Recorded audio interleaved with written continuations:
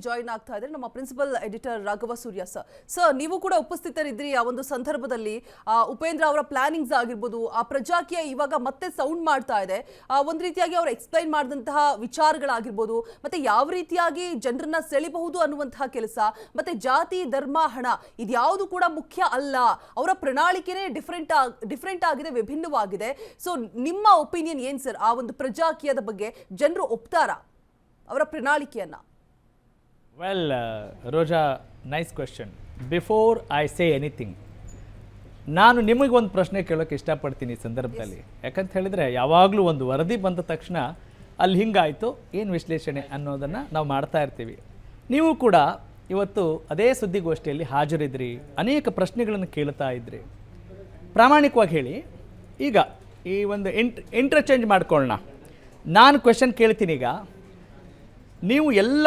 ಪತ್ರಕರ್ತರ ಪ್ರಶ್ನೆಗಳನ್ನು ಕೂಡ ನೀವು ಗಮನಿಸಿದ್ರಿ ನಿಮಗೇನು ಅನ್ನಿಸ್ತು then I will start my analysis ನಿಜಕ್ಕೂ ಸರ್ ಏನಂತ ಹೇಳಿದ್ರೆ ಉಪೇಂದ್ರ ಅವರ ಸಿನಿಮಾ ಗೊತ್ತಿರ್ಬೋದು ಒಮ್ಮೆ ನೋಡಿದ್ರೆ ನಮಗೆ ಅರ್ಥ ಆಗೋದಿಲ್ಲ ಮತ್ತೊಮ್ಮೆ ನೋಡಬೇಕು ಮಗದೊಮ್ಮೆ ನೋಡಬೇಕು ಸೊ ಇಲ್ಲೂ ಕೂಡ ಅಂದ್ರೆ ಒಂದು ಕ್ಷಣಾರ್ಧಕ್ಕೆ ಅವರ ಏನು ಪ್ಲಾನಿಂಗ್ಸ್ಗಳು ಅವ್ರು ಏನು ಮಾಡಕ್ ಹೊರಟಿದ್ದಾರೆ ಏನು ಹೇಳಕ್ ಹೊರಟಿದ್ದಾರೆ ಅನ್ನುವಂಥದ್ದು ನಮಗೆ ಒಂದು ಬಾರಿ ನಾವು ಆಲೋಚನೆ ಮಾಡಿದ್ರೆ ನಿಜಕ್ಕೂ ತಿಳಿಯೋದಿಲ್ಲ ಬಟ್ ಏನೋ ಒಂದು ಬದಲಾವಣೆ ಆದರೆ ಖಂಡಿತವಾಗಿಯೂ ಒಳ್ಳೇದಾಗುತ್ತೆ ಅನ್ನುವಂಥದ್ದನ್ನಂತೂ ಸ್ಪಷ್ಟತೆಯನ್ನ ಕೊಟ್ಟರು ಸೊ ಕಾದ್ ನೋಡ್ಬೇಕು ಈ ಪ್ರಜಾಕೀಯ ಅನ್ನುವಂಥ ಈಗ ಆಪ್ ಮೂಲಕ ಜನರನ್ನ ಸೆಳೆಯೋದಕ್ಕೆ ಹೊರಡ್ತಾ ಇದ್ದಾರೆ ಉಪೇಂದ್ರ ಅವರು ಸೊ ಒಂದಷ್ಟು ಕರೆಕ್ಟ್ ಅದೆಲ್ಲ ಕರೆಕ್ಟು ರೋಜಾ ನಾನು ನಿಮಗೆ ಕೇಳ್ತಾ ಇದ್ದೀನಿ ಅಷ್ಟೆಲ್ಲ ಎಕ್ಸ್ಪ್ಲೇನ್ ಮಾಡಿದ ಮೇಲೆ ನಿಮಗಿದ್ದಂಥ ಕನ್ಫ್ಯೂಷನ್ ಏನು ನಿಮಗೆ ಸಿಕ್ಕಂಥ ಕ್ಲಾರಿಟಿ ಏನು ಇದು ನಮ್ಮ ಜನರಿಗೆ ಗೊತ್ತಾಗಬೇಕಾಗಿದೆ ಈ ಸಂಭಾಷಣೆ ಅವ್ರಿಗೆ ಜನರಿಗೆ ಅರ್ಥ ಆದರೆ ಸಾಕು ನಿಮಗಿರೋ ಕನ್ಫ್ಯೂಷನ್ ಏನು ನಿಮಗಿರೋ ಕ್ಲಾರಿಟಿ ಏನು ಓಕೆ ಸರ್ ಏನಂದ್ರೆ ನಮಗೆ ಏನು ಕನ್ಫ್ಯೂಷನ್ ಇತ್ತು ಅಂತ ಹೇಳಿದ್ರೆ ಇವಾಗ ಅಟ್ ಪ್ರೆಸೆಂಟ್ ನಮ್ಮ ರಾಜಕೀಯದಲ್ಲಿ ಒಂದು ಸರ್ಕಾರ ಬರಬೇಕು ಅಂತ ಹೇಳಿದ್ರೆ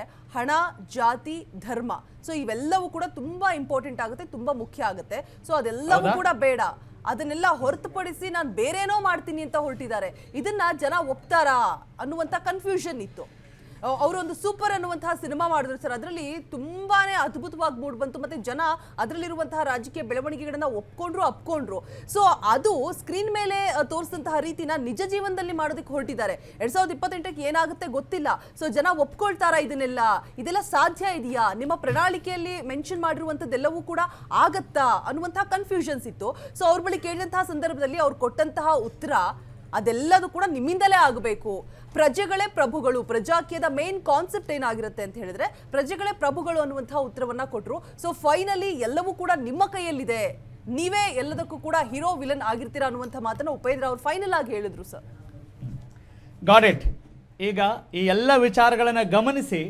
ನಾವು ಜನರಿಗೆ ಒಂದು ಕ್ಲಾರಿಟಿನ ಕೊಡೋ ಪ್ರಯತ್ನ ಪಡೋಣ ಉಪೇಂದ್ರ ಅವರು ಅಂದ ತಕ್ಷಣನೇ ತಲೆಗೆ ಹುಳ ಬಿಡ್ತಾರೆ ಹೌದು ಅವ್ರ ಸಿನಿಮಾನೂ ಅರ್ಥ ಆಗಲ್ಲ ಅವರ ಈ ಪ್ರಜಾಕಿನೂ ಅರ್ಥ ಆಗಲ್ಲ ಅನ್ನೋ ಒಂದು ಹಣೆಪಟ್ಟಿಯನ್ನು ಕೊಟ್ಬಿಟ್ಟಿದ್ದೀವಿ ಆದರೆ ಒಂದನ್ನು ನಾವು ಇಲ್ಲಿ ಅಪ್ರಿಷಿಯೇಟ್ ಮಾಡಬೇಕು ಯಾರು ಏನೇ ಅನ್ನಲಿ ಬುದ್ಧಿವಂತ ಅನ್ನಲಿ ಹುಚ್ಚ ಅನ್ನಲಿ ದಡ್ಡ ಅನ್ನಲಿ ನಾನು ಮಾತ್ರ ಹೀಗಿದೆ ನಾನೊಂದು ರೆಸ್ಪಾನ್ಸಿಬಿಲಿಟಿ ತೆಗೆದುಕೊಂಡಿದ್ದೀನಿ ಒಂದು ವೇದಿಕೆಯನ್ನು ಸೃಷ್ಟಿ ಮಾಡಿದ್ದೀನಿ ಪ್ರಜೆಗಳ ನಿರ್ಧಾರ ತೆಗೆದುಕೊಂಡ್ರೆ ಖಂಡಿತವಾಗ್ಲೂ ಒಂದು ಸುಂದರ ಸಮಾಜ ನಿರ್ಮಾಣವಾಗುತ್ತೆ ಅವರ ಆಪ್ ಅಲ್ಲಿ ಆರಂಭದಲ್ಲೇ ಒಂದಿದೆ ಪ್ರವೇಶ ನಿಷಿದ್ಧ ಯಾರಿಗೆ ಏನು ಬದಲಾಗಲ್ಲ ರೀ ಅನ್ನೋರಿಗೆ ಇನ್ನು ಕೆಲವರಿಗೆ ನಿಷೇಧ ಇದೆ ಯಾರಿಗೆ ಅಂದ್ರೆ ನಮಗೆ ಇನ್ಯಾರೋ ಬಂದು ಯಾರೋ ಜವಾಬ್ದಾರಿ ತೆಗೆದುಕೊಂಡು ನಾಯಕರಾಗಬೇಕು ಅಂತ ಯಾರು ಬಯಸ್ತಾರಲ್ಲ ಹಿಂಬಾಲಕರಾಗುವವರಿಗೆ ಇದಲ್ಲ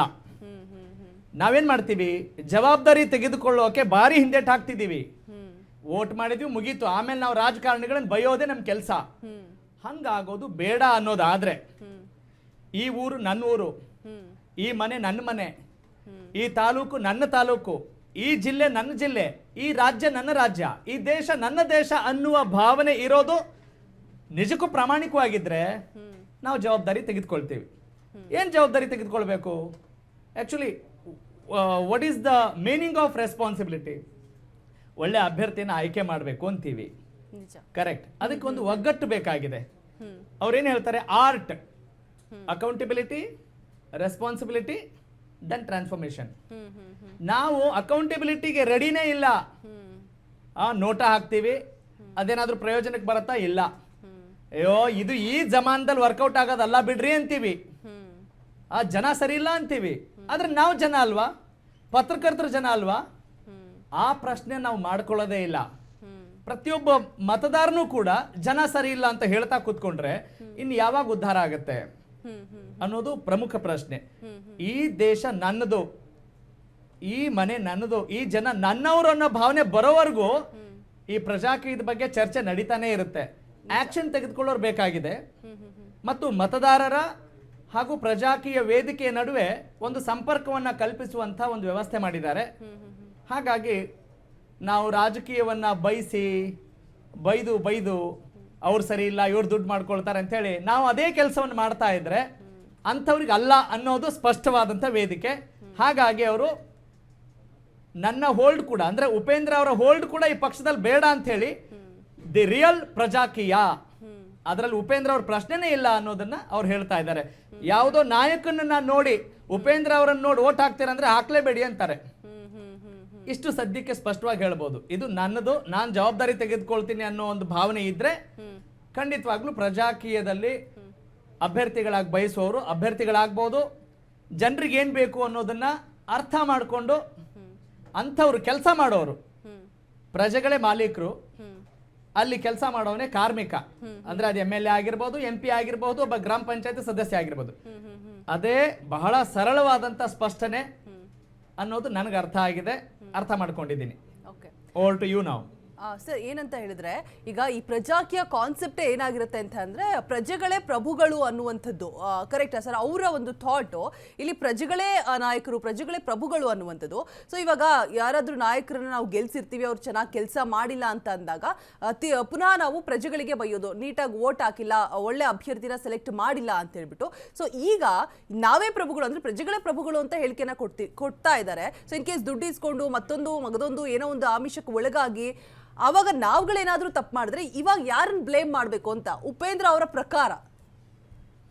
ಇದು ಉಪೇಂದ್ರ ಅವರ ಪ್ರಕಾರ ಅಲ್ವೇ ಅಲ್ಲ, ಆ ಪ್ರಶ್ನೆ ಅಲ್ವೇ ಅಲ್ಲ. ಯಾಕೆ ಅಂತ ಹೇಳಿದ್ರೆ ಇದು ನನ್ನ ಪ್ರಕಾರ, ನಮ್ಮ ಪ್ರಕಾರ, ನಿನ್ನ ಪ್ರಕಾರ, ನಿಮ್ಮ ಪ್ರಕಾರ.